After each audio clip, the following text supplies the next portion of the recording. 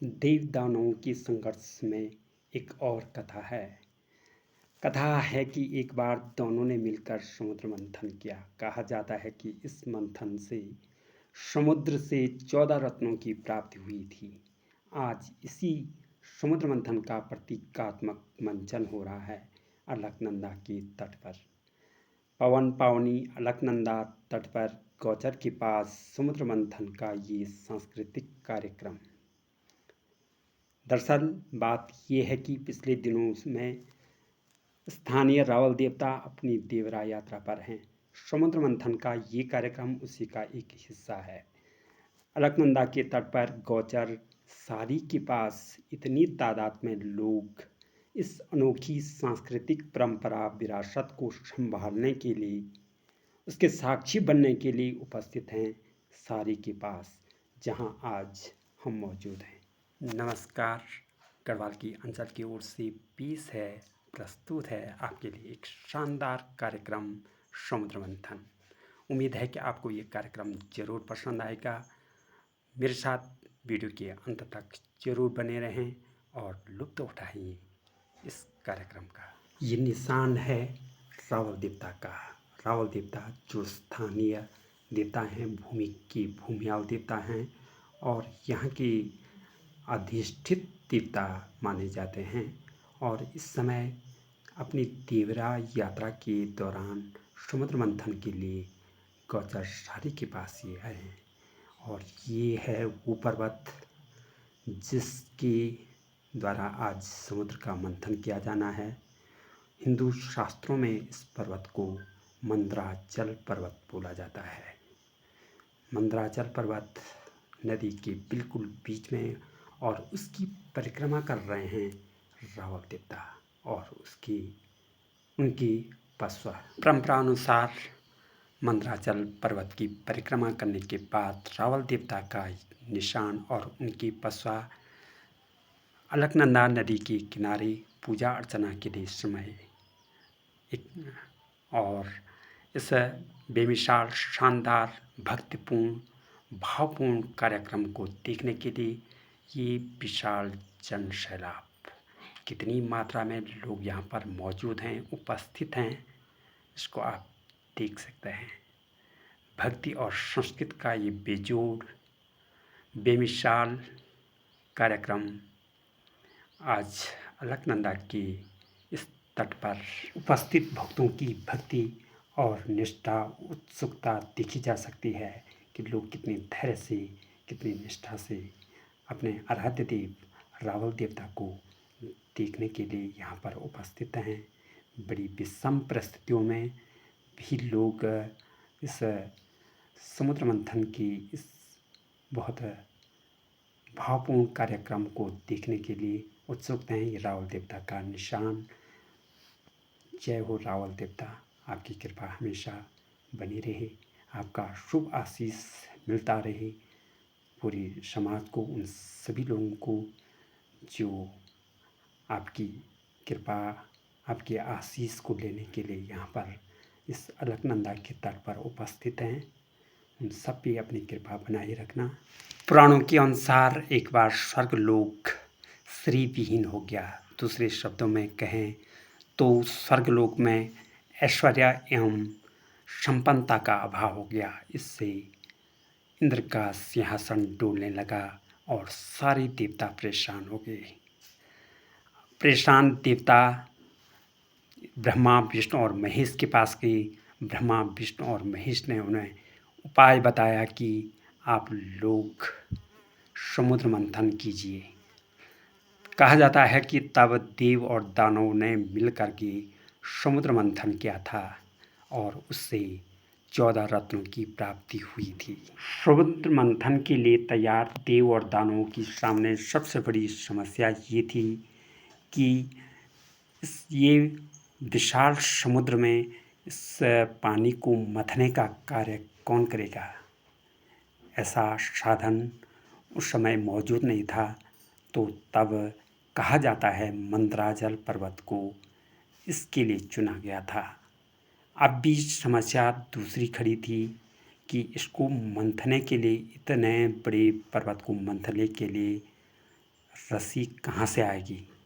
और कहा ये भी जाता है कि तब नागाधिराज वासुकी ने सहर्ष से ये स्वीकार किया था कि इस पुनीत कार्य में, इस पुनीत यज्ञ में मेरी भी एक आहुति रहेगी और मैं इसके लिए रस्सी बनने के लिए, या न्योतण गढ़वाली में बोला जाता है, बनने के लिए मैं तैयार हूँ। और तब जो है देव और दानवों ने मंदराचल पर्वत और वासुकी नाग की मदद से समुद्र का मंथन किया था। कहा जाता है कि वासुकी नाग के सिर को राक्षसों ने पकड़ा था।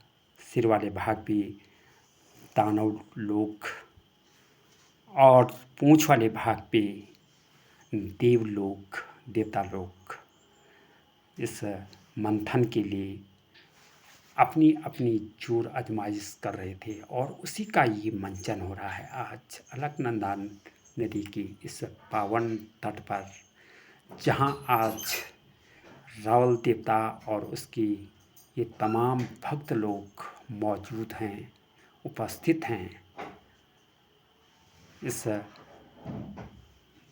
सांस्कृतिक कार्यक्रम को देखने के लिए, या इससे मिले हुए, इससे जो रत्न प्राप्त होंगे, इससे जो आशीर्वाद प्राप्त होगा, इससे जो भी फल प्राप्त होगा, उसको ग्रहण करने के लिए ये विशाल जन सैलाब, ये मंदराचल पर्वत, और ये है वासुकी नाग। वासुकी नाग और कुछ ही देर में जो है वासुकी नाग को मंदराचल पर्वत की चारों तरफ लपेट करके देव और दानव इस समुद्र को मंथने का काम करेंगे। ये कार्यक्रम गढ़वाल के कई हिस्सों में होता रहता है। ये है देव और दानवों द्वारा समुद्र मंथन का बहुत ही शानदार अभिनय बोलें या कार्य बोलें। और मंदराचल पर्वत को अपनी पीठ पे जिस शख्स ने संभाला था समुद्र में, नहीं तो मंदराचल पर्वत शायद डूब जाता। कहा जाता है कि वो भी एक कश्यप था, कछुआ, एक कछुआ था। कर्मिक विकास के क्रम में कछुआ वो पहला प्राणी था जो समुद्र से मुख्य भूमि पर उभयचर प्राणी के रूप में सबसे पहले आया था। कर्मिक विकास का सिद्धांत बताता है कि जब जीवन केवल समुद्र में पनपता था तो समुद्र से धीरे धीरे जीव मुख्य भूमि की ओर लौटा, तो कछुआ उन प्राणियों में से एक था जो सबसे पहले भूमि पर रहने के लिए आया था। बहरहाल इस समय समुद्र मंथन का ये शानदार कार्यक्रम, एक तरफ देवता, दूसरी तरफ दानव, और बीच में मंदराचल पर्वत पे रस्सी के रूप में लिपटे हुए वासुकी नाग, पूंछ की तरफ से देव और सिर की तरफ से दानव। समुद्र मंथन में सबसे पहला जो रत्न निकला था, कहा जाता था वो एक प्रकार का विष था जिसको हलाहल विष के नाम से जाना जाता है। हलाहल विष को किसी ने भी ग्रहण नहीं किया, न देवों ने न दानवों ने। देव और दानव उस विष को लेकर के भोलेनाथ शिव शंकर के पास गए, और कहा जाता है कि तब शिव शंकर ने उस विष को ग्रहण किया था और अपने गले पे हमेशा के लिए निगल दिया था। इससे उनका जो ग्रीवा भाग था वो नीला हो गया था, इसीलिए वो नीलकंठ कहलाए। उसी का मंचन इस समय हो रहा है। भोलेनाथ शिव शंकर भगवान जब कभी प्रसन्न होते थे तो तब वो नृत्य करते थे। खुशी के क्षणों में उनके द्वारा किए गए उस नृत्य को नटराज बोला जाता है। और जब भोलेनाथ शिव शंकर भगवान क्रोधित होते हैं तो तब वो तांडव मचाते हैं। कहा जाता है कि सती के यज्ञ कुंड में कूदने के बाद भोलेनाथ शिव शंकर ने तांडव नृत्य किया था, तांडव मचाया था। ये रावल देवता द्वारा स्नान किया जा रहा है इस समय, और ये लोगों की भीड़ भक्ति भावना और संस्कृति का ये अद्भुत मंथन, समुद्र मंथन। हलाहल विष के बाद इस मंथन से कामधेनु गाय निकली थी, जो महर्षियों को समर्पित की गई। उच्चैश्रवा नाम का घोड़ा दानवराज को दिया गया, ऐरावत हाथी इंद्र को दिया गया, कौस्तुभमणि हरि विष्णु को प्रदान किया गया, कल्प वृक्ष धरती को सुशोभित करता रहा, रामभाल लक्ष्मी वारुणी चंद्रमा परिजात पुष्प पंचजन्य शंख धनंतरी और अमृत, यानी कि मंथन से निकलने वाला जो अंतिम रत्न था वो था अमृत। अमृत के बारे में कहा जाता है कि जो इसको पी लेता था वो हमेशा के लिए अमर हो जाता था। कहा जाता है कि श्री हरि विष्णु ने लक्ष्मी की भेष में आकर के इस अमृत को देवताओं को पिलाया था, और उस अमृत को ग्रहण करने के बाद देवता हमेशा के लिए अमर हो गए।